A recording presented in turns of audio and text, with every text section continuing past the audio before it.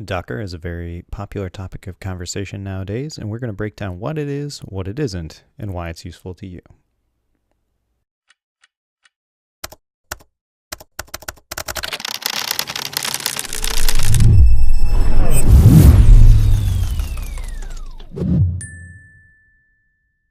It's not feasible to have different computers and servers for every application that we might want to run or interface with. This would be a big waste of resources, since not all applications are constantly running at full capacity, and most applications don't need the resources that exist on a modern server. The approach that has been used for a long time to deal with this is called virtualization. In virtualization, you have some hardware, you have an operating system, you have a hypervisor, which we'll get to in a second, and then on top of that, you have multiple VMs. Containers utilize a similar structure, but are different at the same time. You have a server and an operating system, but instead of using a hypervisor, you utilize some of the tools given by the Linux kernel, specifically namespaces, cgroups, and chroots, to break up the system into chunks called containers. Looking at the difference between a VM and a container, you'll see that there isn't a whole lot different, but the one difference that they do have is significant. A VM is created out of having an operating system, the libraries and dependencies that are necessary, and then the application that you want to run within that virtual machine.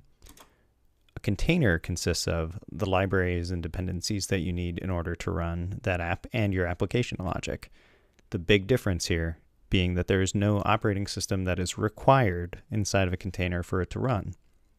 As I mentioned before, containers are created using cgroups, namespaces, and chroots. Docker is not in that list.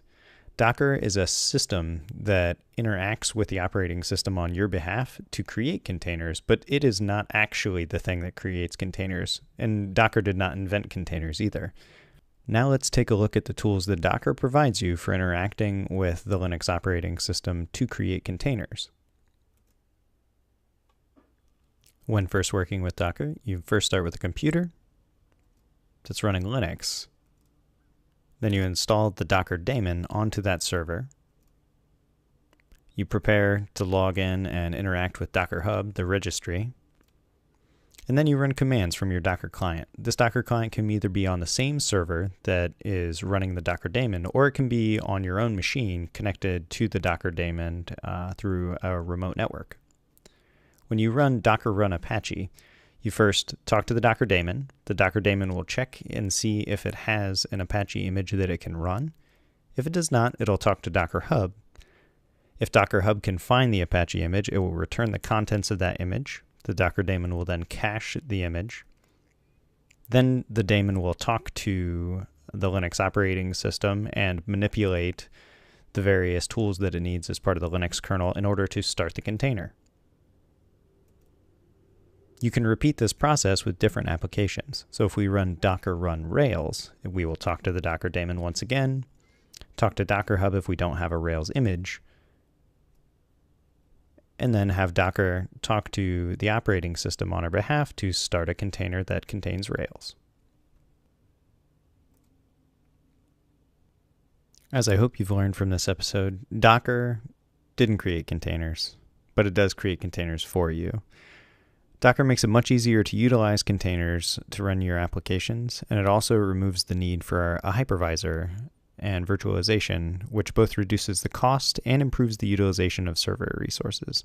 The container standard that Docker provides is also incredibly useful because it makes working with containers created by others easier, and the flexibility and various solutions that you can find on Docker Hub are pretty amazing. I hope you enjoyed this video. Don't forget to like, subscribe, and leave a comment letting me know what you thought about it and what you would like to see me talk about in the future.